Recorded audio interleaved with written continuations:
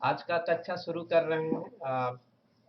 Topic का नाम है लाभ हानि एवं बट्टा।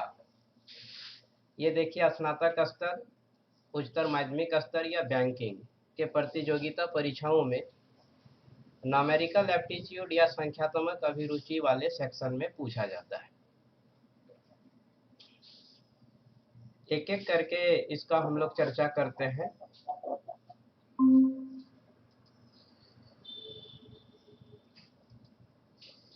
ये देखिए, इसका पहला टॉपिक है क्रय मूल्य। क्रय मूल्य के बारे में हम लोगों को पता होगा कि क्रय मूल्य होता क्या है। जिस मूल्य पर किसी वस्तु को खरीदा जाता है उसी मूल्य को क्रय मूल्य कहा जाता है। आप लोग चाहे तो इसको नोट भी कर लीजिए, अपना नोटबुक वगैरह लेके बैठे हुए हैं तो। क्रय मूल्य वह मूल्य जिस पर किसी वस्तु को खरीदा जाता है। इसका दूसरा सब टॉपिक है विक्रय मूल्य। वह मूल्य, ये तो हम लिखवाए थे ना। हाँ ऑलरेडी किए थे, आज फिर से रिपीट कर दे रहे हैं। ये फाइनल रिपीटेशन है और इसके बाद से हम लोग इससे रिलेटेड क्वेश्चन करेंगे कल। विक्रय मूल्य, आज जितना भी डाउट है उसको हम लोगों को क्लियर कर लेना है इससे रिलेटेड। विक्रय मूल्य वह मूल्य जिस पर किसी वस्तु को बेचा जाता है। फिर आपका आ जाता है लाभ। विक्रय मूल्य और क्रय मूल्य के अंतर को लाभ कहा जाता है। आप लोग इसको नोट भी कर लीजिए, विक्रय मूल्य एवं क्रय मूल्य के अंतर को लाभ कहा जाता है। फिर आपका आ जाता है हानि। क्रय मूल्य एवं विक्रय मूल्य के अंतर को हानि कहा जाता है। यहाँ देखिए, लाभ को एक बार फिर से रिपीट कर देते हैं। विक्रय मूल्य एवं क्रय मूल्य मतलब विक्रय मूल्य माइनस क्रय मूल्य बराबर लाभ, और हानि का मतलब है क्रय मूल्य माइनस विक्रय मूल्य। सर हाँ बोलिए। सर हाँ हाँ, मैं सुन रहा हूँ, बोलिए। मेरी आवाज जा रही है? 2 मिनट में हम आते हैं। हाँ ठीक है। तो श्रुति आप हैं क्लास में? तो हम लोग कंटिन्यू रखते हैं। लाभ, विक्रय मूल्य एवं क्रय मूल्य के अंतर को हम लोग लाभ बोलते हैं, और हानि, क्रय मूल्य और विक्रय मूल्य के अंतर को हम लोग हानि बोलते हैं। फिर हम लोग आते हैं अंकित मूल्य। बाजार में किसी वस्तु का जो मूल्य अंकित किया जाता है, या बाजार में किसी वस्तु को जिस दाम पर बेचने के लिए जो मूल्य निर्धारित किया जाता है, उस मूल्य को ही हम लोग अंकित मूल्य बोलते हैं। फिर से हम लोग आते हैं बट्टा। तो बट्टा क्या है? तो अंकित मूल्य एवं विक्रय मूल्य के अंतर को बट्टा कहा जाता है। इसको भी आप लोग नोट कर लीजिए। आपका अंकित मूल्य एवं विक्रय मूल्य के अंतर को बट्टा कहा जाता है। बट्टा एक प्रकार का छूट है। एक बार फिर से रिपीट कर देते हैं। सर अंकित मूल्य फिर से बताइए ना। हाँ, बाजार में किसी वस्तु को बेचने के लिए जिस दाम को या जिस मूल्य को निर्धारित किया जाता है उसे हम लोग अंकित मूल्य कहते हैं। बाजार में किसी वस्तु को बेचने के लिए जो मूल्य निर्धारित किया जाता है उसे अंकित मूल्य बोला जाता है। इसे हम अंग्रेजी में बोले तो मार्केट प्राइस भी बोला जाता है, या फिर इसको शॉर्ट फॉर्म में बोले तो एमपी भी बोला जाता है। अब आपका आ जाता है बट्टा। बट्टा जो है आपका अंकित मूल्य और विक्रय मूल्य के अंतर को बोलते हैं। अंकित मूल्य और विक्रय मूल्य के अंतर को, या अंकित मूल्य माइनस विक्रय मूल्य बराबर बट्टा। बट्टा एक प्रकार का छूट भी होता है, इसको आप लोग नोट करते जाइएगा। बट्टा बराबर अंकित मूल्य माइनस विक्रय मूल्य। फिर आ जाता है समतुल्य बट्टा। कभी कभी बाजार में क्या होता है कि जब किसी वस्तु को बेचा जाता है उसमें कुछ 2 या 2 से अधिक बट्टा दे दिया जाता है।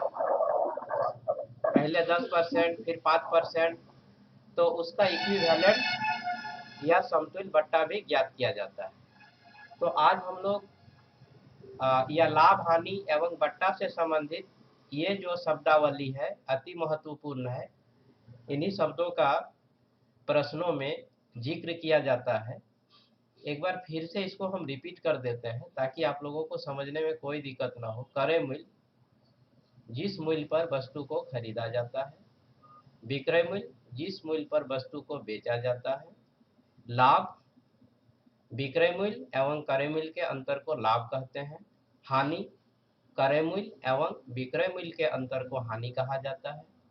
अंकित मूल्य, जिस मूल्य को निर्धारित करके किसी वस्तु को बाजार में बेचा जाता है उसे अंकित मूल्य कहा जाता है।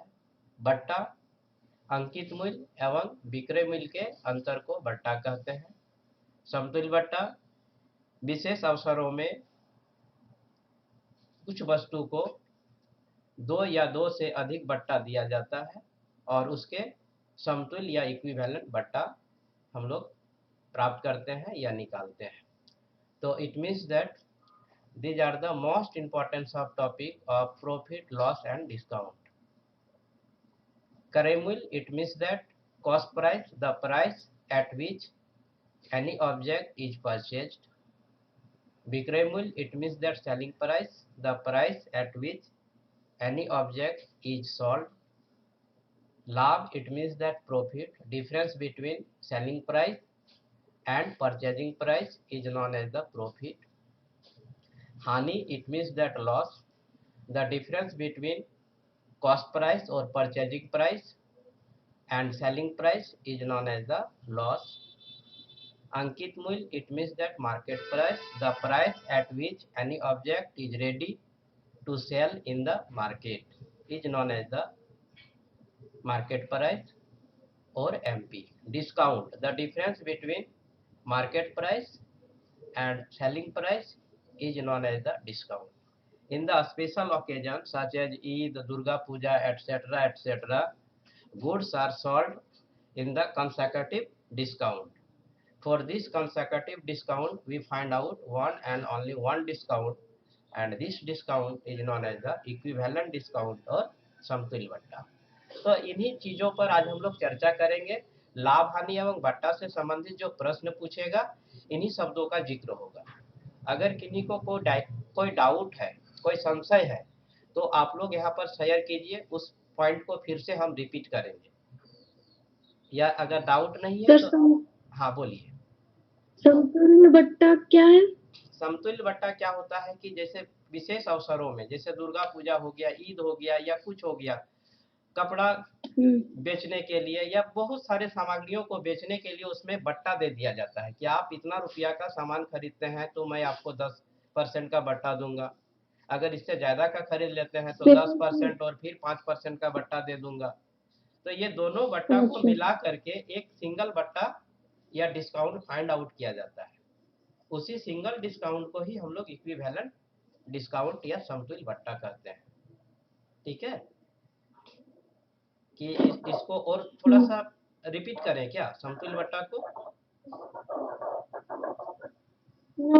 चलिए ठीक है, तो अब क्लास को डेवलप करते हैं और आगे लेके चलते हैं।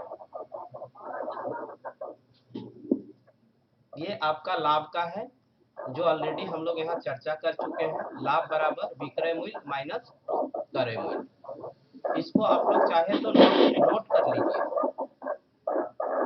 इसको आप लोग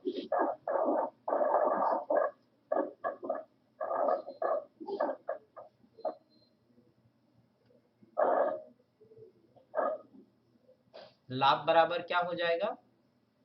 विक्रय मूल्य माइनस क्रय मूल्य। फिर आपका हानि बराबर क्या हो जाएगा? क्रय मूल्य माइनस विक्रय मूल्य। हाँ, विक्रय मूल्य का अब हम लोग फार्मूला वगैरह पर जिक्र करेंगे। विक्रय मूल्य जब हम किसी वस्तु को बेचेंगे और जब लाभ होगा उस समय देखिए विक्रय मूल्य का सूत्र हो जाएगा, विक्रय मूल्य बराबर हो जाएगा क्रय मूल्य प्लस लाभ। क्रय मूल्य में यदि हम लाभ को जोड़ देते हैं, अगर 100 रुपये की वस्तु है और 10 रुपये के लाभ में बेच दिए तो 100 रुपया प्लस 10 रुपया जो होगा अर्थात 110 रुपया जो होगा आपका विक्रय मूल्य होगा। जब हानि होगा, हानि का मतलब जितना में खरीदे हैं उससे कम दाम में हम लोग बेचेंगे, तो यहाँ पर इस परिस्थिति में विक्रय मूल्य बराबर आपका हो जाएगा क्रय मूल्य माइनस हानि। यहाँ तक कोई दिक्कत नहीं होना चाहिए समझने में, कि दिक्कत है क्या? Hope that there is no problem to understand no sir. up to this step.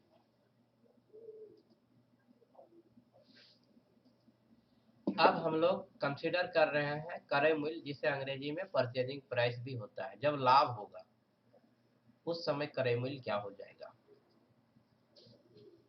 तब उसका सूत्र हो जाएगा विक्रय मूल्य फिर गुने 100 बटा हो जाएगा 100 प्लस लाभ प्रतिशत। आप लोग इसको नोट कर लीजिए, क्रय मूल्य बराबर विक्रय मूल्य गुने 100 बटा 100 प्लस लाभ प्रतिशत।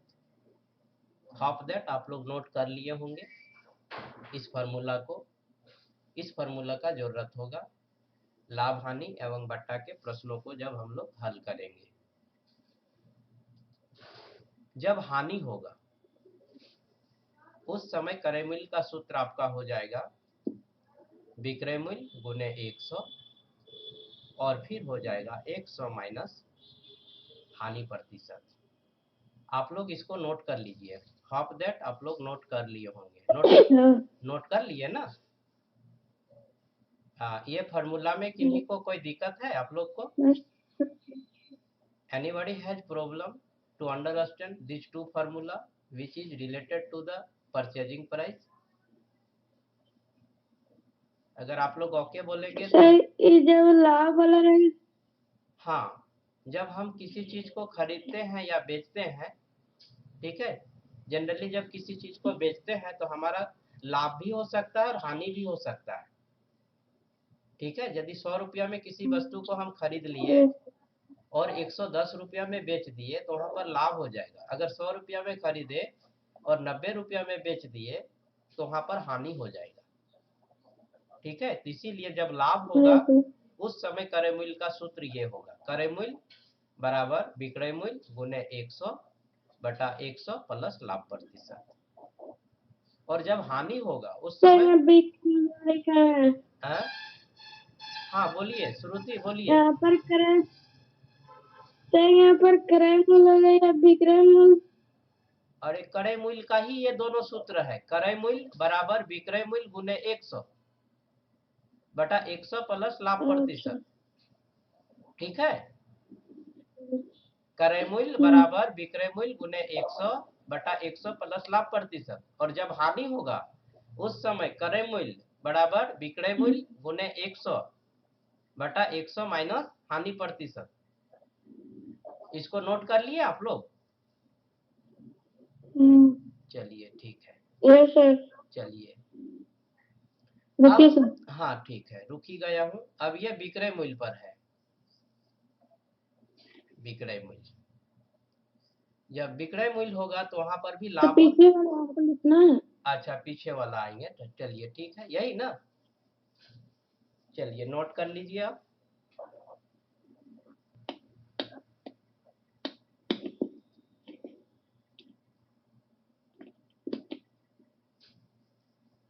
कि अब हम लोग विक्रय मूल्य पर चर्चा करेंगे। विक्रय मूल्य का सूत्र क्या होगा?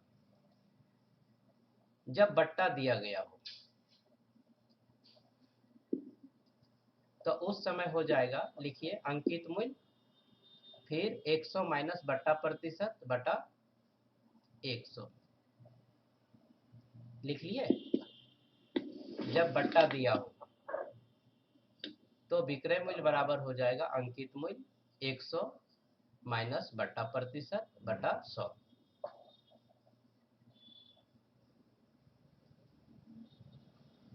अब फिर से विक्रय मूल्य हम लोग फाइंड आउट कर रहे हैं। जब लाभ और हानि होगा उस समय।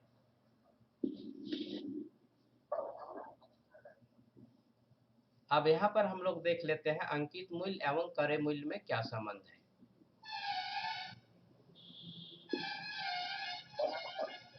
देख लीजिए, इसको नोट कर लीजिएगा आप लोग।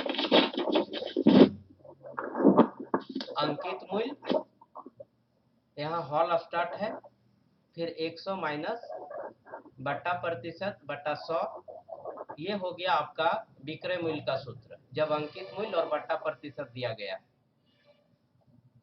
जब अंकित मूल्य और बट्टा प्रतिशत दिया गया है तो ये आपका विक्रय मूल्य का सूत्र हो गया।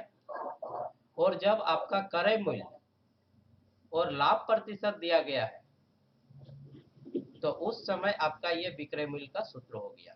माने इसमें प्रश्न कैसा होगा कि किसी वस्तु का कितना मूल्य अंकित करना चाहिए कि 10% बट्टा देने के बाद 10% का लाभ हो।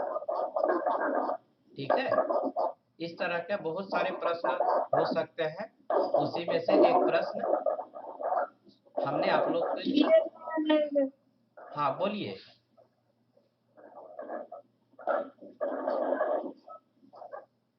यहाँ इस स्टेप में समझने में कोई दिक्कत है क्या? Anybody has problem to understand at this step? इसमें जब अंकित, हाँ, अंकित मूल्य, अब देखिए यहाँ प्रश्नों का समावेशन या मतलब कंक्लूजन होने। हाँ बोलिए।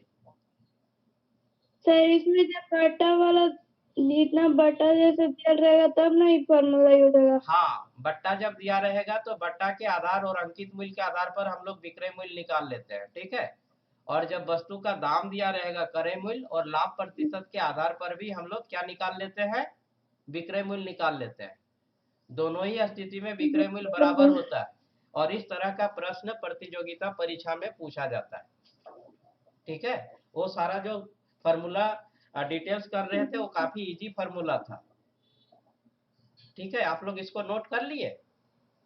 यदि किसी प्रश्न में, अब देखिए इसमें कितना आइटम है, इसमें कितना आइटम है देखिए, काउंटिंग कीजिए। अंकित मूल्य 1, बट्टा प्रतिशत 2, क्रय मूल्य 3 और लाभ प्रतिशत 4। ये 4 में से यदि 3 चीज दिया हुआ है और यदि हम लोग को बोलेगा चौथा चीज निकालिए तो चौथा चीज हम लोग फाइंड आउट कर सकते हैं। मतलब इससे संबंधित किस तरह का प्रश्न हो सकता है, देखिए अगर अंकित मूल्य दिया हुआ है और बट्टा प्रतिशत दे दिया है और लाभ प्रतिशत दे दिया है तो हम लोग से क्रय मूल्य पूछ सकता है। अगर बट्टा प्रतिशत दिया हुआ है, क्रय मूल्य दिया हुआ है और लाभ प्रतिशत दिया। हाँ जी बोलिए, कुछ बोलना चाह रहे हैं? चलिए इसको फिर से रिपीट करते हैं। यदि किसी प्रश्न में बट्टा प्रतिशत दिया हुआ है, क्रय मूल्य दिया हुआ है और लाभ प्रतिशत दिया हुआ है तो हम लोगों से अंकित मूल्य पूछ सकता है। यदि किसी प्रश्न में आपका लाभ प्रतिशत दिया हुआ है, बट्टा दिया हुआ है और अंकित मूल्य दिया हुआ है तो हम लोगों से क्रय मूल्य पूछ सकता है।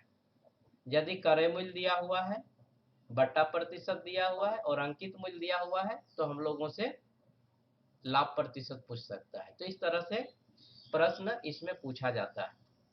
काफी आसान होता है। यदि इसका कंसेप्ट क्लियर हो जाता है तो ऐसे प्रश्नों को हल कर लिया जाता है। और प्रतियोगिता परीक्षाओं में वैसे विद्यार्थी जो बिना तैयारी के जाते हैं उनको इस तरह की प्रश्नों को हल करने में दिक्कत होता है, लेकिन आप लोग जैसा विद्यार्थी जो तैयारी करके जा रहे हैं उनको यदि इस तरह का प्रश्न वहां पर पूछ दिया जाता है तो आप लोग आसानी से कर लेते हैं। तो होप दैट यहाँ पर इस स्टेप को समझने में कोई दिक्कत नहीं हुआ होगा। अगर यदि थोड़ा भी दिक्कत है तो आप अपने समस्या को मेरे साथ साझा कीजिए और मैं इसको समझाने का प्रयास करूंगा। Anybody has problem? दिक्कत है क्या? सर ये जो लाभ वाला जो क्रय मूल्य लाभ दिया रहेगा तब नहीं फॉर्मूला यूज होगा। हानि भी देगा तो 100 माइनस हानि प्रतिशत हो जाएगा। हानि वाला भी स्थिति में यदि हानि की बात आ जाएगी तो 100 माइनस हानि प्रतिशत हो जाएगा। ठीक है। लेकिन यस यहाँ पर सर। जो फॉर्मूला है आपका लाभ वाला में यहाँ पर दिखाया गया है। जनरली किसी वस्तु को सामान्यतः ऐसा माना जाता है कि कोई आदमी क्रय विक्रय का काम कर रहा है या व्यवसाय कर रहा है तो लाभ ही कमाना चाहता है। ठीक है, तो उसी पर्पस में इस फॉर्मूला को तैयार किया गया।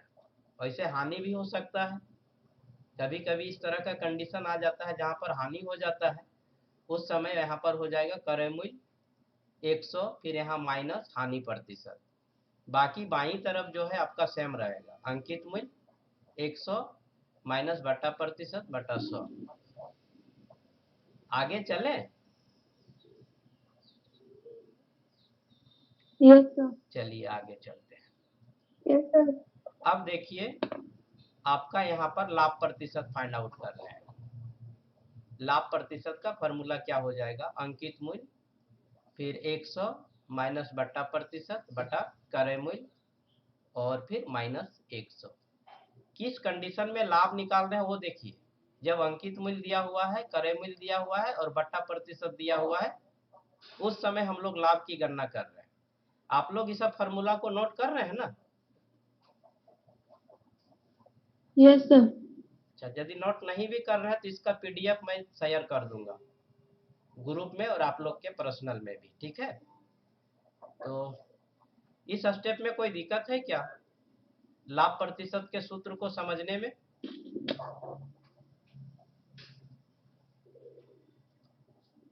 अरे लाभ एक बार फिर से बता दीजिए ना। कौन सा बोलिए? लाभ प्रतिशत अभी का, पता है। लाभ प्रतिशत का जो सूत्र है यही से तैयार किया गया है। देखिए 100 को कैंसल आउट किए थे। ठीक है, यहाँ पर आपका लाभ प्रतिशत बचा हुआ था। यहाँ देखिए क्रय मूल्य को जब हम बाई तरफ ले आएंगे तो यहाँ बाई में हो जाएगा, वही बाई में किए थे। और जब ये 100 आपका प्लस में है, जब बाई तरफ आएगा तो 100 माइनस हो गया था। मतलब आपका ऊपर का जो सूत्र है उसी सूत्र से लाभ प्रतिशत के सूत्र को तैयार किया गया है। ठीक है, आप लोग इसको नोट कर लीजिए। नोट नहीं भी करते हैं तो इसका मैं कर लिया। पीडीएफ तो मैं शेयर कर ही दूंगा, लेकिन एक नोट कर लेते हैं तो ठीक होगा, थोड़ा सा और कुछ समझ में आ जाएगा।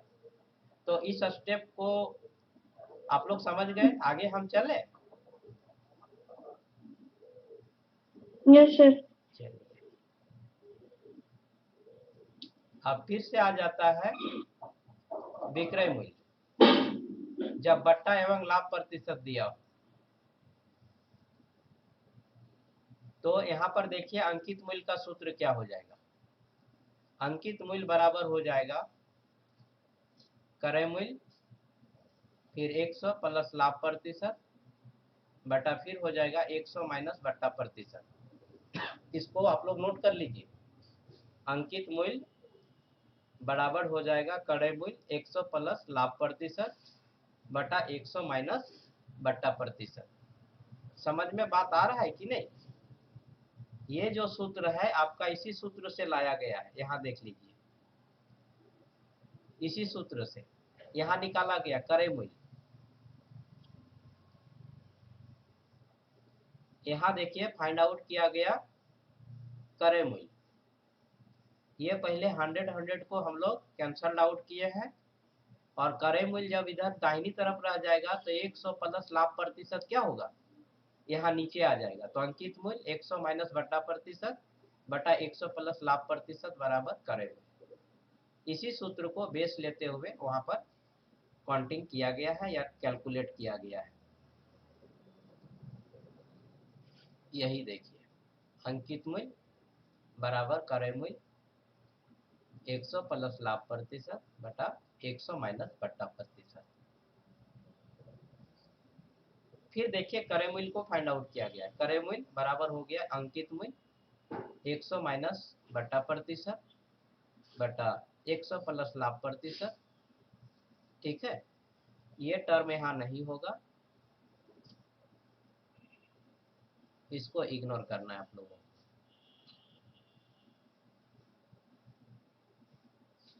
ठीक है,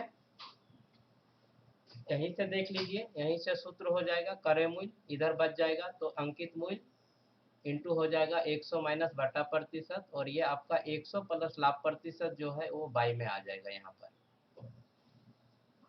फार्मूला कैसे कैसे आया है उसी को यहाँ पर डिटेल्स कर रहे हैं। श्रुति कोई दिक्कत है क्या समझने में? यहाँ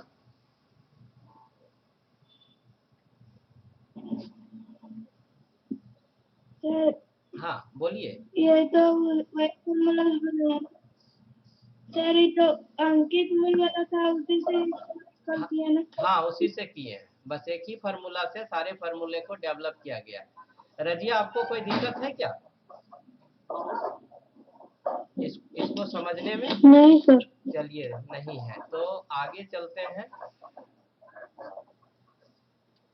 समतुल्य बट्टा जो लास्ट टॉपिक था हम लोगों का, देखिए 2 बट्टा दिया हुआ है x और y, और इसी x और y का हम लोग समतुल्य बट्टा जो निकालेंगे उसके लिए जो सूत्र होगा, समतुल्य बट्टा का प्रतिशत बराबर हो जाएगा, ये दोनों को जोड़ दिया जाता है, फिर दोनों को गुना कर दिया जाता है, 100 से डिवाइड कर दिया जाता है, और ये दोनों के जोड़ में से इसको सबट्रैक्ट कर दिया जाता है या घटा दिया जाता है। जो भी आता है वही समतुल्य बट्टा हो जाता है।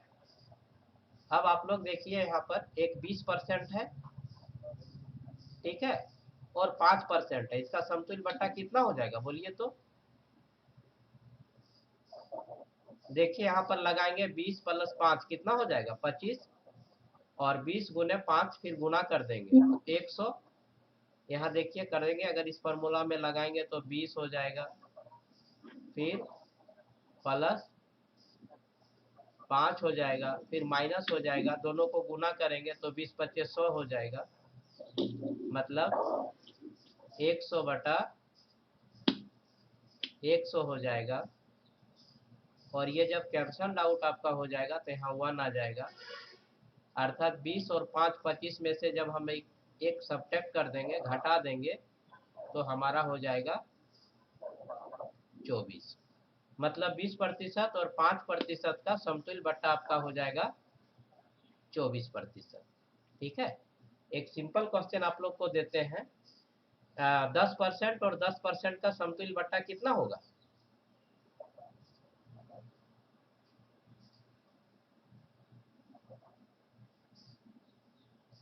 पहला बट्टा 10% है, दूसरा बट्टा भी 10% है, तो उसका समतुल्य बट्टा कितना होगा? कौन बताएगा?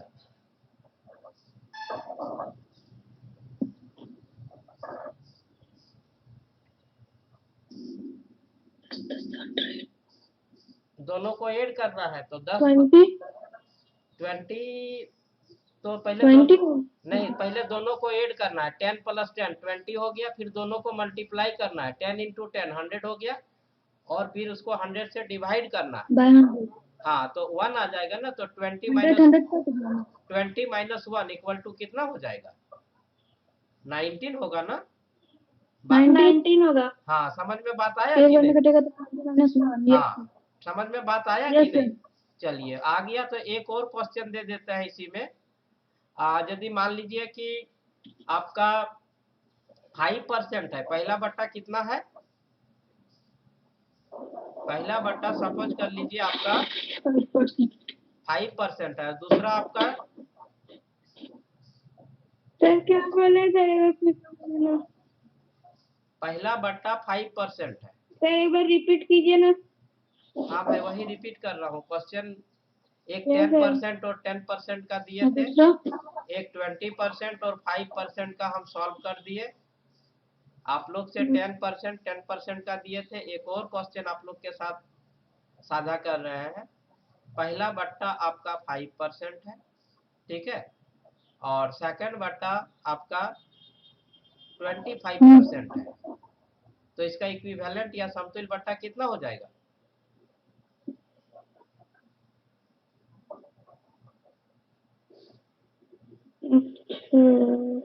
पहले 5 और 25 को क्या करेंगे? जोड़ देंगे। 5 और 25 को जोड़ने से कितना होगा? 30 हो जाएगा। और फिर क्या करेंगे? 5 और 25 को गुना कर देंगे, कितना हो जाएगा? 125, और 125 को फिर 100 से भाग करेंगे, कितना हो जाएगा? 125। 1.25। अब 30 में से 1.25 हम लोग सब्ट्रैक्ट कर देंगे, तो कितना बच जाएगा? 28.75 आ जाएगा। मतलब इसका समतुल्य बट्टा कितना हो जाएगा? 28.75। कोई दिक्कत है क्या? चलिए, दिक्कत नहीं है। तो आज हम लोग यहीं पर कक्षा को समाप्त करेंगे, और फिर कल इससे रिलेटेड हम लोग कुछ प्रश्न जो है सॉल्व करेंगे। तब तक आप लोग फार्मूला वगैरह थोड़ा सा इसको रिमेम्बर कर लीजिए। ये आपका संख्यात्मक अभिरुचि में पूछा जाता है, CGL लेवल में भी पूछा जाता है, HCL लेवल में भी पूछा जाता है, बैंकिंग में भी पूछा जाता है। इसमें हम लोग क्रय मूल्य को जानने का प्रयास कर रहे थे, विक्रय मूल्य को जान गए, लाभ को जान गए, हानि को जान गए, अंकित मूल्य समझ गए, बट्टा समझ गए, समतुल्य बट्टा समझ गए। फिर हम लोग यहाँ पर लाभ बराबर क्या होता है उसको भी समझ गए, हानि बराबर क्या होता है उसको भी समझ गए।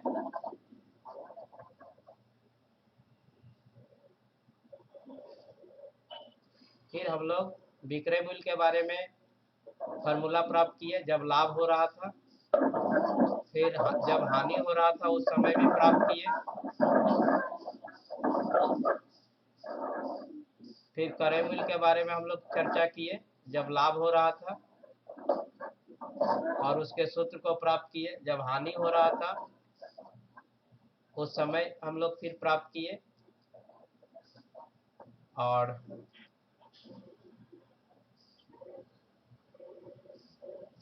फिर से हम लोग यहाँ समझे, विक्रय मूल्य जब बट्टा दिया गया है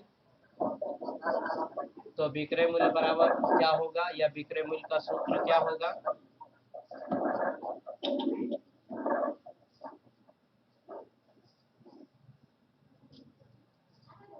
फिर अंकित मूल्य और क्रय मूल्य के संबंध को स्थापित किए,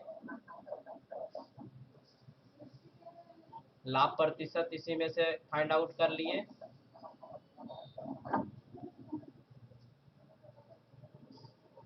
जब बट्टा एवं लाभ प्रतिशत दिया है उस समय फिर अंकित मूल्य का सूत्र क्या होता है उसको समझने का प्रयास किए, क्रय मूल्य को समझने का प्रयास किए।